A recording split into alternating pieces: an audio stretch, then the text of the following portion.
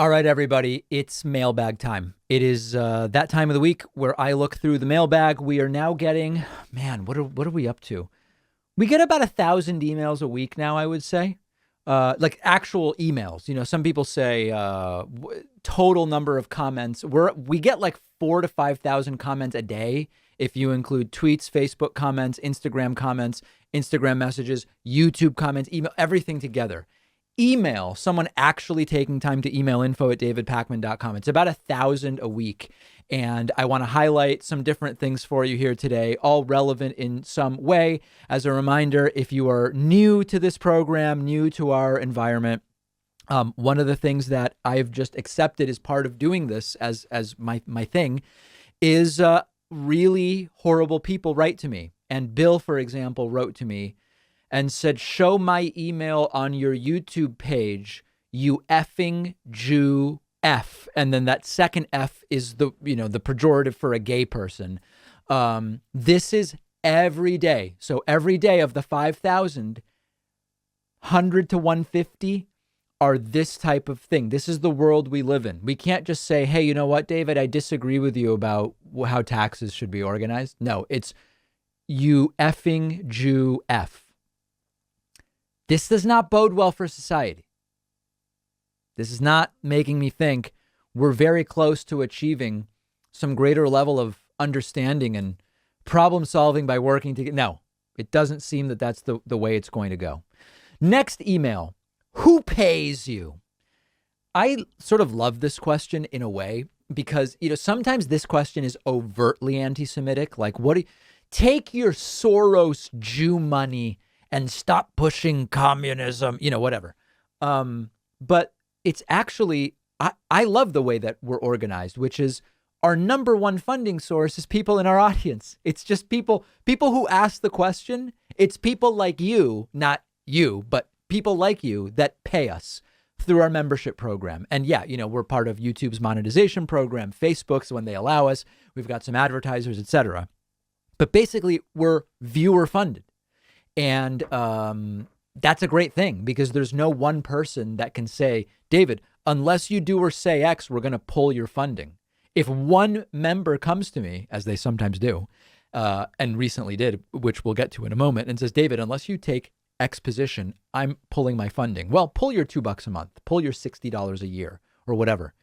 Nobody has us under their thumb because so many different people fund us. So that's who pays us. And it's a really, really great thing. Okay. A lot of controversy, surprisingly, I guess, over the pronunciation of the capital of Ukraine. One such person wrote to me and said, "David, it's pronounced Kiev." And then a couple hours later, they wrote back, and full respect to them, they said, "My apologies. I just checked it. You're right."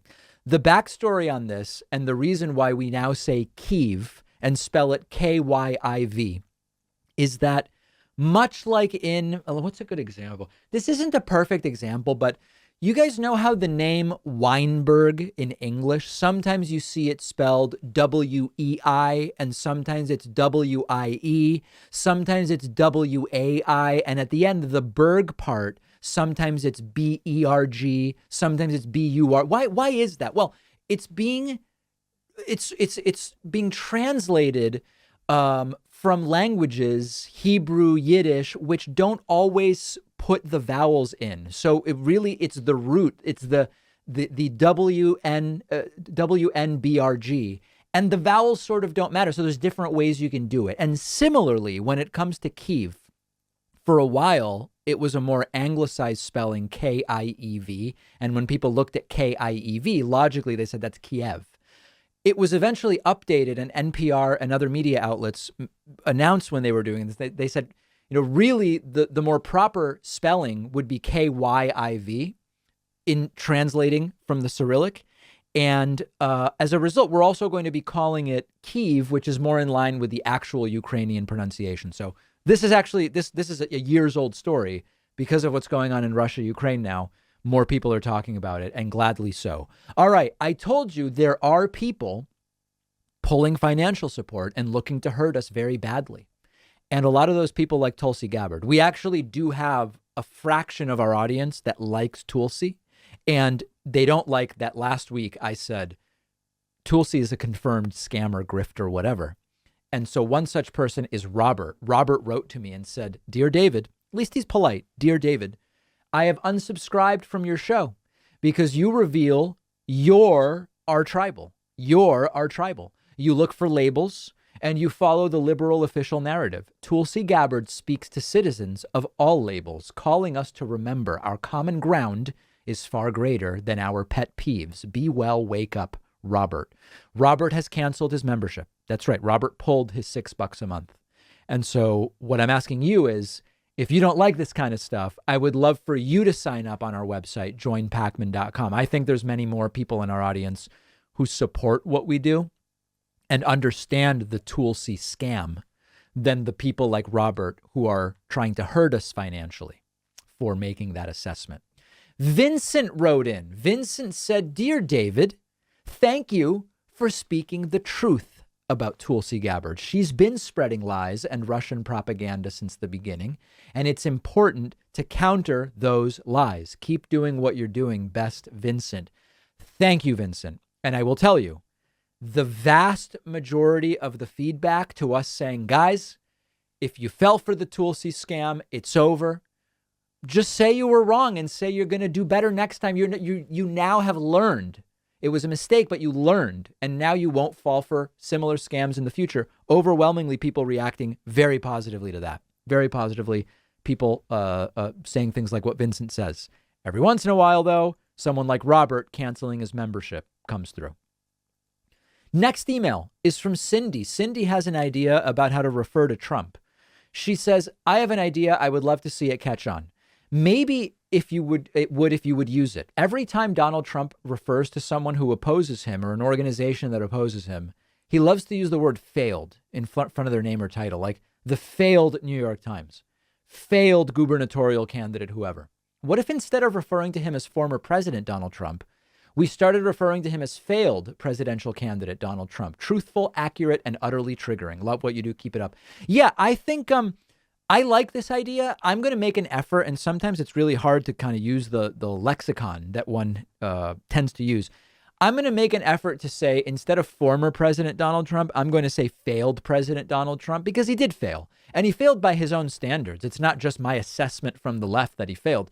The things he said he would do, he never did. He said he would build a wall across the entire U.S.-Mexico border. He didn't do it.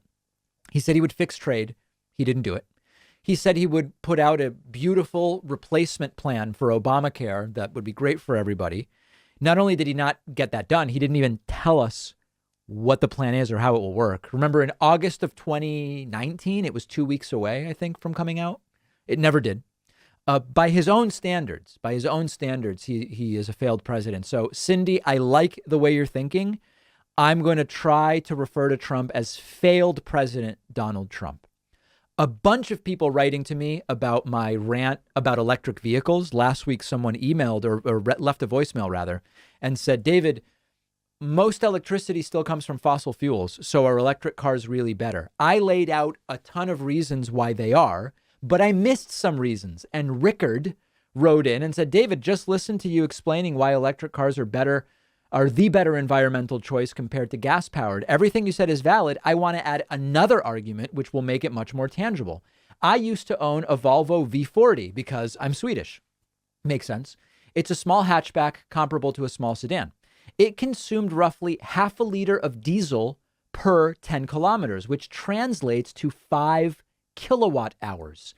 I now own a Tesla Model 3, and it consumes 1.6 to 2.3 kilowatt hours per 10 kilometers. In other words, the Tesla is much more energy efficient. This means even if all the electricity produced from powering electric cars was produced by burning diesel, it's still more efficient to use electric cars." And I totally missed this. And this is a really good point. We can say, well, you go 100 miles with burning gas, or you go 100 miles using electricity derived from burning coal. Either way, it's fossil fuels. But the point here is the efficiency of doing it through electricity is significantly higher, even accounting for the heavier vehicles, because the batteries are heavy. That's a really, really good point from Rickard. And then one more here, similar idea from Mark. Mark wrote in and said, David, love the segment about switching to electric and renewables, but you missed the big point. Even if 100% of electricity was generated by burning fossil fuels, the power plants are more than 4 times as energy efficient versus the gas-powered engine in your car. Keep up the good work. So a similar idea, which is if you have all of the burning of gas happening in 100,000 cars, that has one level of efficiency in converting that fossil fuel to movement in the vehicle. If it's done centrally at a power plant and then distributed out via electricity, it is more efficient in terms of how much fossil fuel consumption there is for moving those 100,000 cars some distance, 10 miles, 100 miles, whatever the case may be. So I understated the relative efficiencies of electric vehicles in the segment last week. But so many people in our audience very keyed into that and loved the opportunity to say more about it. If you have an email, you can email info@davidpakman.com. It may be selected. Remember, we get about 1,000 a week. We feature 10. So those are the odds. Make of it what you will. And we have a fantastic bonus show coming up for you today. Sign up at joinpakman.com. We will see you then.